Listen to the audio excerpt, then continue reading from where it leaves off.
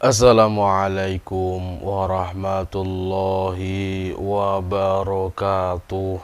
Salam sejahtera bagi kita semua. Salam rahayu, rahayu, rahayu. Jumpa kembali dengan saya di channel YouTube Mambu Santri Channel. Baik sahabat-sahabat, di kesempatan kali ini nanti kita akan membahas sebuah tema yang berjudul tanda-tanda orang yang didampingi oleh khodam berenergi besar tetapi energinya itu negatif. Sudah kita ketahui bersama, sudah kita bahas di sebelum-sebelumnya bahwa tingkatan energi khodam itu berbeda-beda. Ada yang khodam itu tingkatannya masih rendah, ada yang energinya sedang, dan juga energinya ada yang besar. Tetapi di kesempatan kali ini nanti kita akan membahas energinya yang besar, tetapi energinya cenderung negatif. Biasanya kebanyakan kalau energinya ini masih negatif, itu biasanya energinya belum selaras antara energi khodam dengan energi kita. Ini belum selaras, makanya energinya masih negatif. Lalu bagaimana cara mengetahui bahwa energi kita atau energi orang-orang di sekeliling kita itu energinya negatif? Ciri-ciri yang pertama, orang yang didampingi oleh khodam berenergi besar tetapi energinya masih negatif, biasanya orang tersebut emosinya tidak stabil. Orang tersebut yang mempunyai khodam yang berenergi negatif, dia itu akan gampang emosian. Ada masalah sedikit langsung emosi, ada masalah sedikit langsung muncak emosinya, apalagi kalau ada masalah yang besar. Jadi emosinya ini sering mengganggu di dalam pikirannya, sering mewarnai di dalam kehidupan sehari-harinya. Ini biasanya kalau energi khodamnya itu negatif.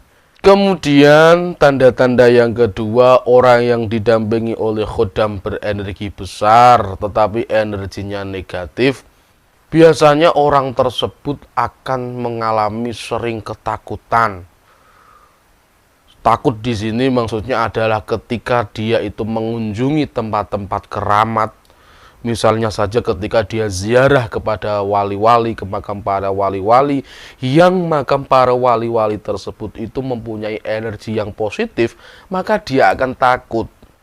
Energi negatifnya itu akan otomatis kalah dengan energi positif yang ada di tempat tersebut. Makanya orang yang mempunyai energi negatif ini biasanya sangat menjauhi tempat-tempat keramat atau tempat-tempat ibadah yang mempunyai energi yang sangat positif. Itu tanda-tanda yang kedua.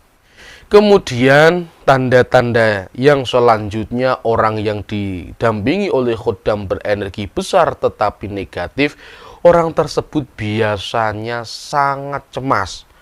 Pikirannya ini gelisah, tidak tenang. Jadi dia itu was-was di dalam kehidupannya. Tidak mempunyai pendirian. Ini biasanya orang yang didampingi oleh khodam yang itu berenergi besar, tetapi energinya ini negatif. Kemudian tanda-tanda yang selanjutnya, orang yang didampingi oleh khodam berenergi besar tetapi negatif, orang tersebut biasanya akan hilang kendali ketika marah. Sama seperti yang tadi, yang awal tadi. Kalau ini ketika orang tersebut sudah marah gitu ya, itu akan hilang emosinya, bahkan orang tersebut akan hilang kesadarannya. Hilang kesadaran di sini maksudnya bisa saja dia ini dikendalikan oleh khodamnya, jadi dia akan seperti kerasukan gitu loh. Dan tidak hanya hilang kesadaran di sini, tidak hanya pingsan, tetapi hilang kesadaran dia itu seperti gila atau gimana, itu bisa. Karena dia dikendalikan oleh khodamnya tadi. Ini tanda-tanda yang selanjutnya. Kemudian tanda-tanda yang selanjutnya, orang yang didampingi oleh khodam berenergi besar tetapi negatif, orang tersebut biasanya memiliki sifat yang brutal. Orang tersebut biasanya tergesa-gesa gitu loh. Jadi setiap harinya kelakuannya itu kasar, dia tidak bisa halus. Ini orang yang didampingi oleh khodam yang berenergi negatif. Kemudian tanda-tanda yang selanjutnya, orang yang didampingi oleh khodam berenergi besar tetapi negatif, orang tersebut biasanya sering mengalami kerasukan. Kok bisa? Ya, karena apa? Khodamnya yang berenergi negatif, sedangkan orang ini mempunyai energi positif, itu biasanya ada penolakan, ada gesekan. Nah, biasanya orang yang mempunyai energi negatif atau energi positif, ini kebanyakan itu dari diri sendiri, dari sifat wataknya sendiri. Itu biasanya yang membawa sifat negatif. Dan ditambah lagi energi dari khodamnya. Jadi akan mendominasi. Energi negatif ini akan mendominasi. Dan ketika dia dikuasai oleh khodam, maka dia sudah terbuka pintu gaibnya gitu loh. Jadi dia bisa rawan untuk kerasukan.